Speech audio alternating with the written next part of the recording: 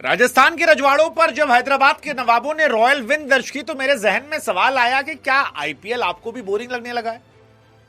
मतलब ऐसा लग रहा है केवल batting batting batting batting batting चली जा रही है। दोपहर के मैच में 264 बनते हैं और 19 ओवर में चेज आते हैं।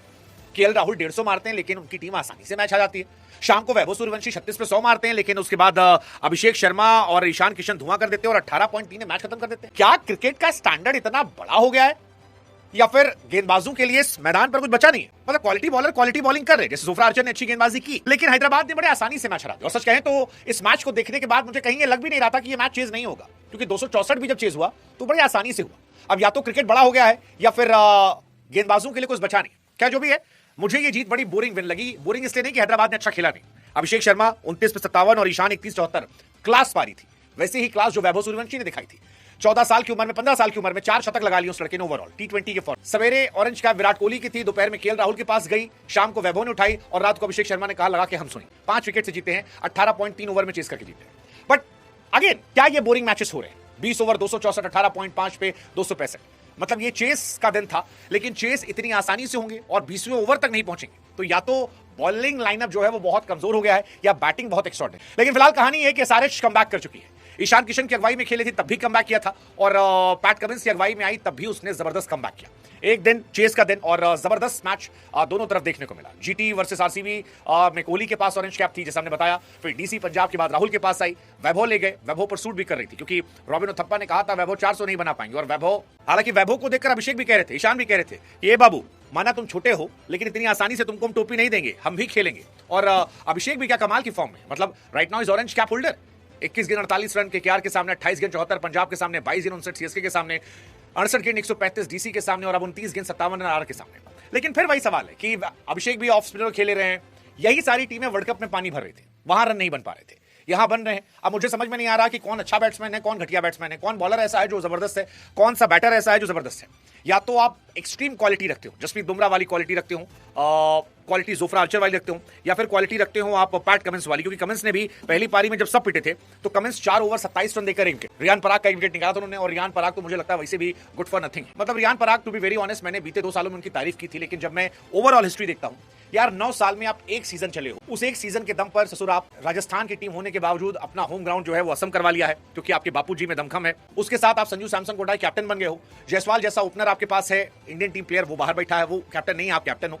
तो मेरी समझ से परे है कि वो क्यों टीम है। अगर वो किसी और टीम में होते जहां नेपोटिज्म नहीं होता तो शायद रियान पराग टीम का हिस्सा नहीं होता, लेकिन रियान पराग टीम का हिस्सा है और क्रिकेट में नेपोटिज्म का एक बहुत बड़ा चेहरा रियान पराग फिलहाल नजर आते हैं। सालों पहले जब हर्षा भोगले ने कहा था राजस्थान का सिंपल है 5 बैट्समैन 5 बॉलर और 1 रियान पराग, वो मजाक भी थे, 2 सालों में मजाक लग रहा था, वो बैटिंग अच्छी कर रहे थे। लेकिन 7-8 मैच में अगर आप लगातार फ्लॉप होते हो और 9 सीजन में सिर्फ 1 सीजन बनाते हो तो फिर ये नेपोटिज्म वाले टैग आप पर आएंगे, वरना मेहनत करनी पड़ती। वही मेहनत जो नीतीश कुमार रेड्डी ने की। आज भी देखिए जोर लगाया उन्होंने, बैटिंग से जोर लगाते हैं, बॉलिंग से जोर लगाते हैं और हर दिन लगाते हैं। आज भी 4 ओवर में 31 रन देकर 2 विकेट निकाले। हर मैच में वो बैटिंग बॉलिंग दोनों जोर देते हैं और उसका नतीजा होता है कि मेहनत करते हैं। आज 4 ओवर में 20 रन देकर 1 विकेट और उसके बाद जब बैटिंग करने आए तब भी जबरदस्त गेंदबाजी, बैटिंग थी 18 गेंद 36 रन।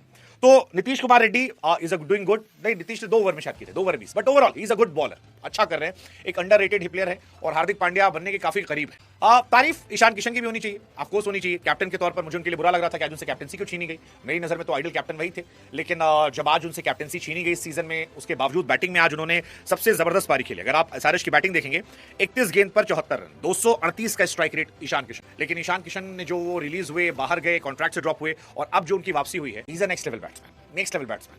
मतलब इंडिया के लिए वर्ल्ड कप में 300+ रन, एसआरएच के लिए जबरदस्त पारियां खेल रहे हैं और जितनी तारीफ उनकी की जाए उतना कम है।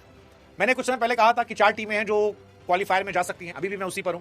पंजाब नंबर 1 टीम होगी, आरसीबी नंबर 2 होगी, सनराइजर्स हैदराबाद मेरी नजर में तीसरी टीम होगी जो आज 3 नंबर पर पहुंच गई है। 4 नंबर पर मैं राजस्थान या दिल्ली में किसी, बट राजस्थान कमाल का कमबैक, कमाल का कमबैक, क्योंकि राजस्थान टीम को सबने साइन ऑफ किया था शुरू में और कहा गया था कि 250 बनाएंगे और 300 पिटवाएंगे। बट पैट कमिंस अब आए हैं तो गेंदबाजी जो है बेहतर हुई है।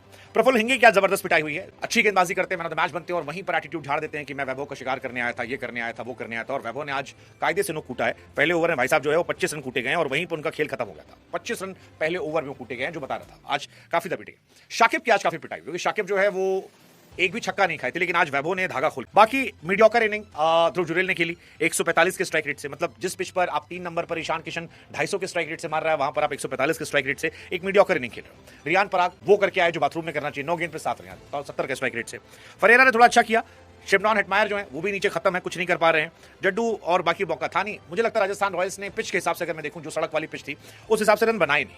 केवल वैभव सूर्यवंशी की एक्स्ट्राऑर्डिनरी पारी थी, 278 स्ट्राइक रेट से 37 गेंदों पर 103 रन की पारी, जिसकी वजह से ये मैच बना। अदरवाइज राजस्थान रॉयल्स के बल्लेबाज डिसअपॉइंट कर रहे हैं और ये बैटिंग एक्चुअली उनकी बैटिंग जो है और कहीं नहीं है। बट एसआरएच खुश होगी, आरआर को 57 रनों से हराया, सीएसके को 10 रनों से हराया, डीसी को 47 रनों से, और अब 5 विकेट से जीते, लगातार 4 जीत, और अब वो 3 नंबर पर आ चुके हैं। और हैदराबाद को खुश होना चाहिए, ईशान किशन को खुश होना चाहिए अपनी बैटिंग की वजह से। आरसीबी के सामने 38 गेंद 80, आरआर के सामने 44 91। आज आई थिंक जितनी तारीफ उतना कम। बट पैट कमिंस आज लौटे और लौटे तो टीम को साथ लेकर चल रहे थे। 4 ओवर में 12 डॉट बॉल 27 रन।